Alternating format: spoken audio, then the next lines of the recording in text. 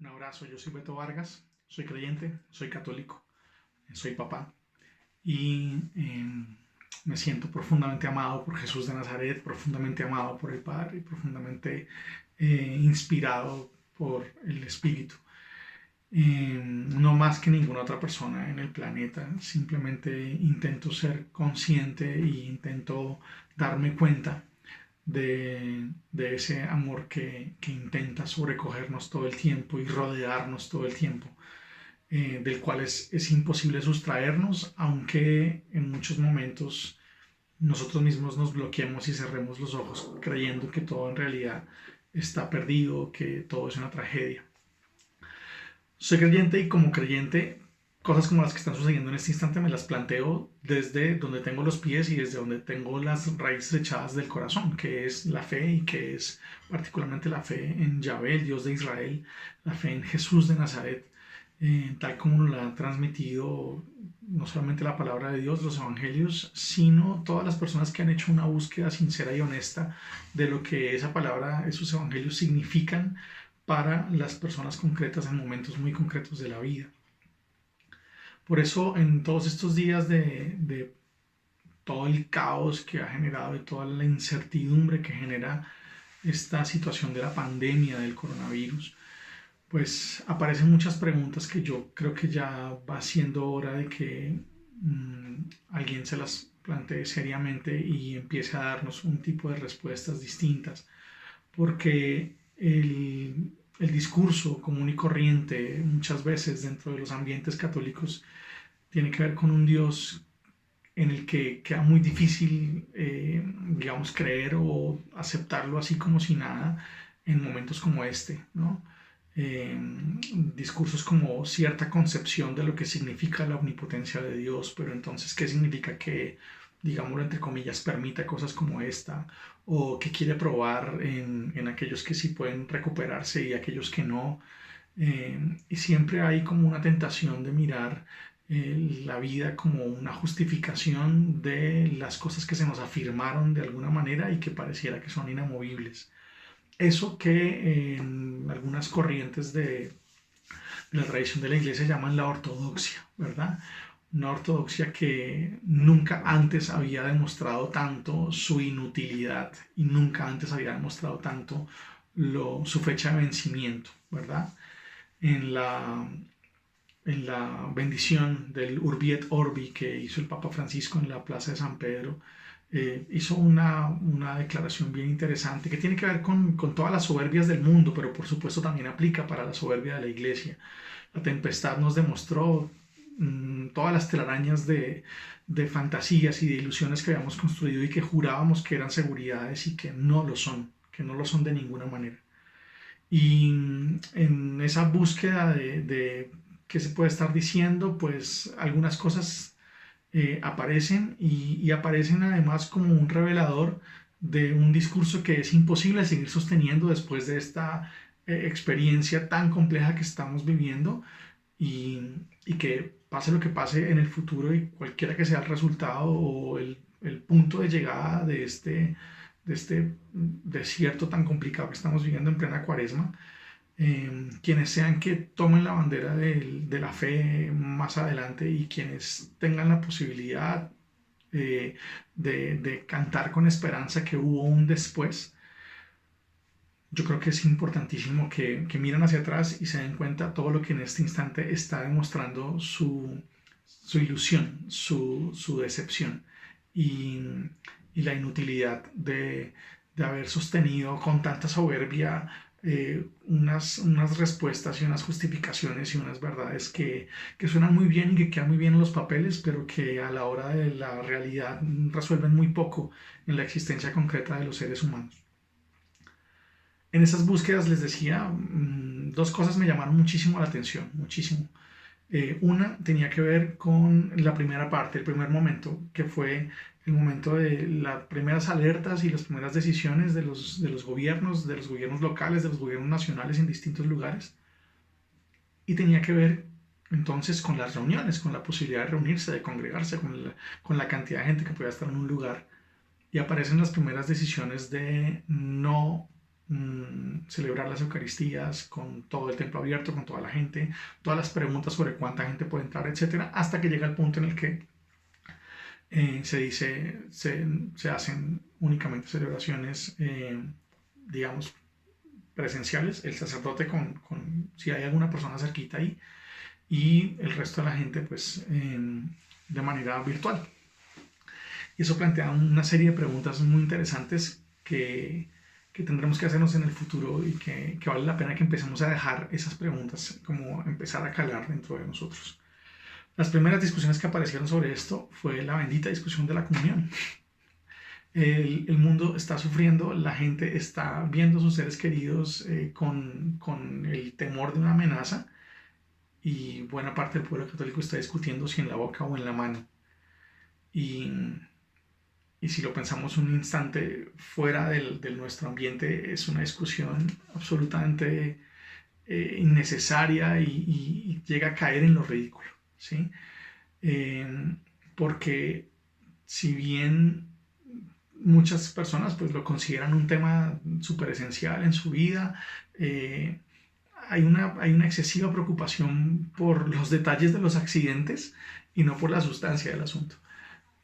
Apelando a la teología del sacramento y a la filosofía aristotélica que sostiene la teología del sacramento.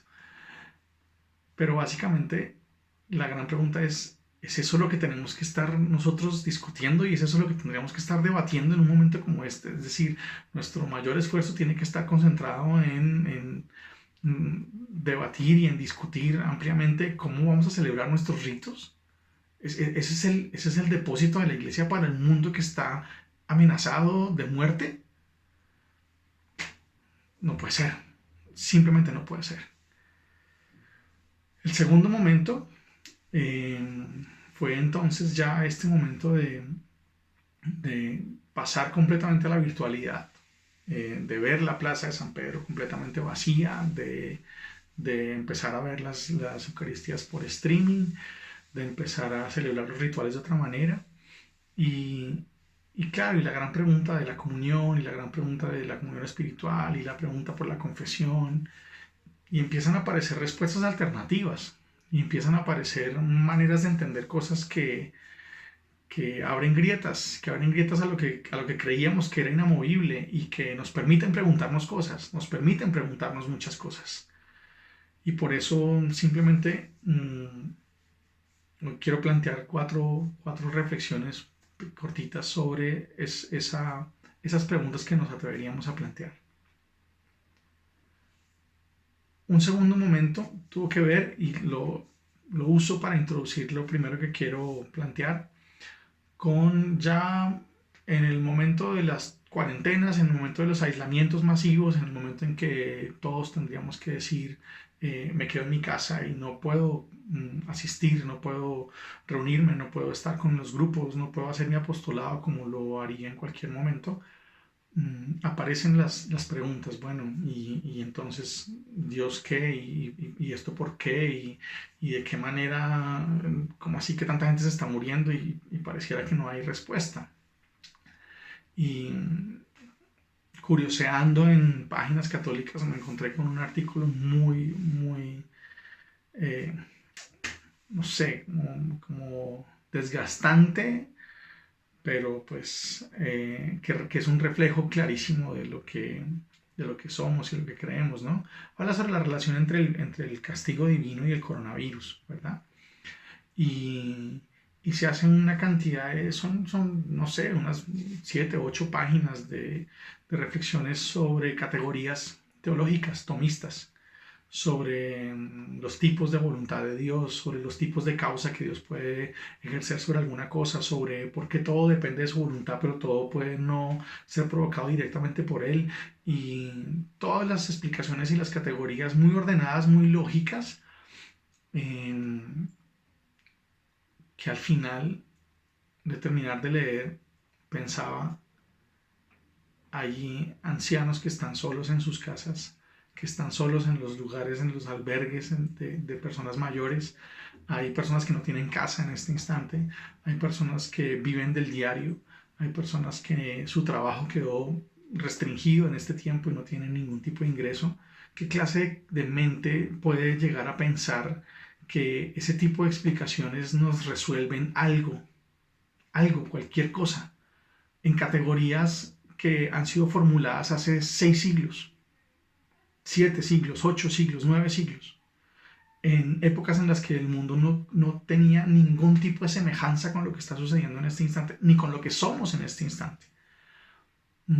Porque los cambios paulatinos de las civilizaciones y los cambios paulatinos de las maneras de ser también han cambiado la existencia de los seres humanos, también han cambiado su manera de ser y de estar en el mundo.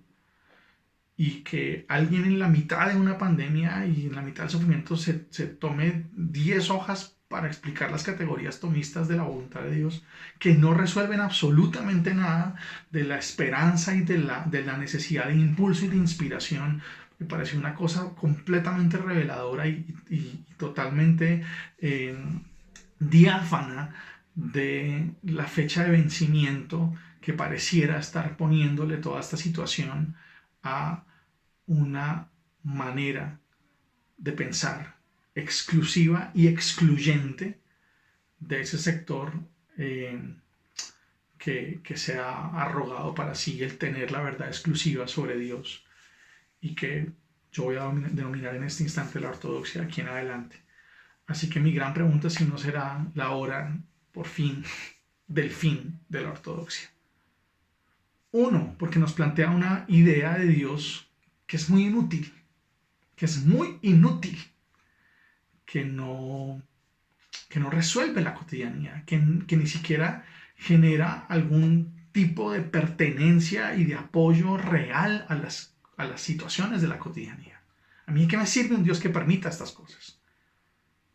Sí, porque es omnipotente, porque es causa primera, porque tiene una voluntad condicionada y otra incondicionada. ¿A mí qué me sirve que lo permita si las personas están muriendo? Si no hay posibilidades de hacer despedidas reales, de cerrar ciclos, de iniciar duelos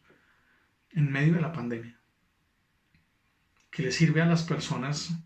Ok, sí, no, está bien que Dios lo permita. Sí, pero no, porque tiene un plan maestro, secreto, inaccesible. Y peor aún,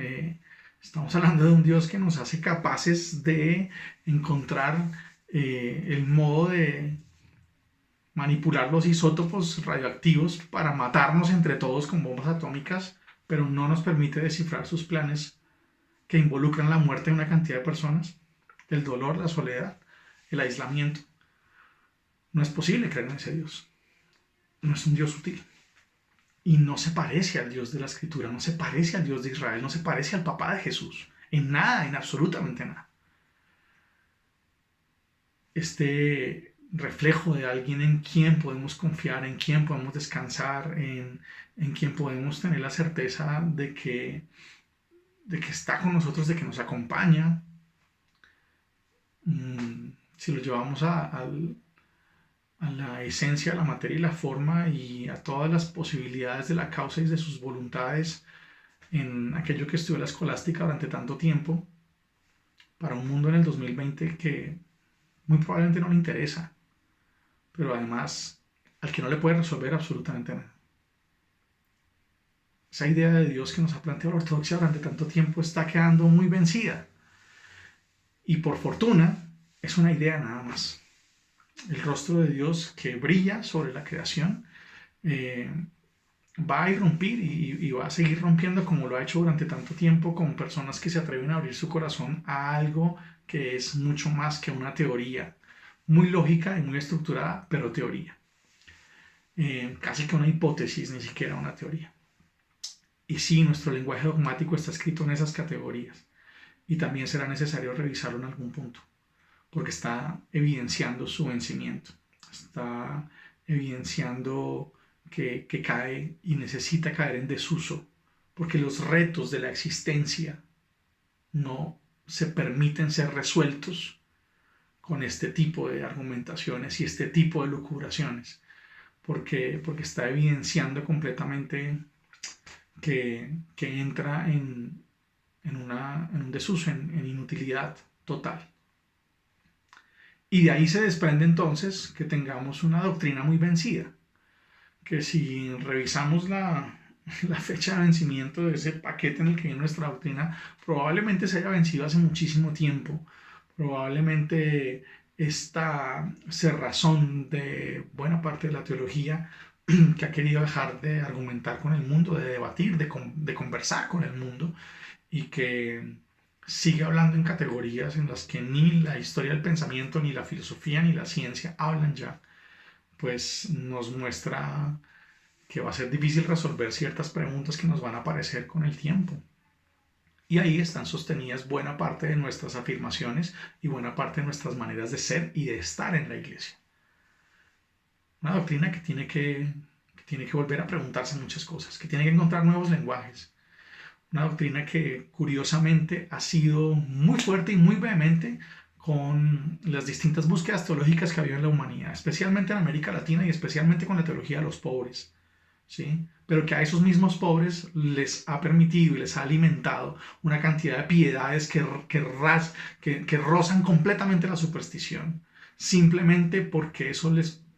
permite de alguna manera o posibilita de alguna manera que la gente siga teniendo una conexión con unas viejas instituciones y unas viejas prácticas, así sepamos que en la misma doctrina no caben muchas de las cosas que se proponen. Muchas piedades, muchas devociones, muchas de las prácticas con las que se alimenta la fe de la gente sencilla, y que esa misma doctrina tiene muy claro que no son convenientes, que no son aceptables, que no se parecen, que no huelen a la revelación, y sin embargo se sostienen, pero con la vehemencia con la que se ataca la teología, con la que se ataca la teología de los pobres, la teología de la liberación, la teología de las comunidades de base, se permite y se alimenta muchas veces una superstición al interior de nuestras prácticas católicas que, que deja a la gente con muy poco margen de esperanza,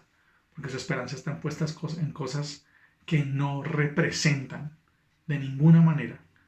la esencia de la fe de la Iglesia, de Jesús y del pueblo de Israel, que es nuestra raíz. Así que esa doctrina está evidenciando, por fortuna, su vencimiento. Y tendremos que alimentar a una cantidad de personas, jóvenes también, y gente valiente y gente audaz, que se haga preguntas y que sea capaz de formularlas y que sea capaz de plantearse nuevos escenarios para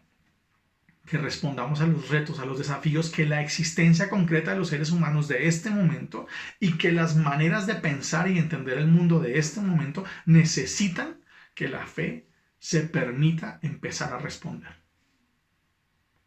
Hemos alimentado siglos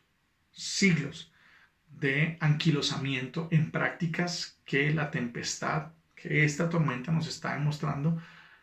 que son inútiles, que son insuficientes, que están vencidas.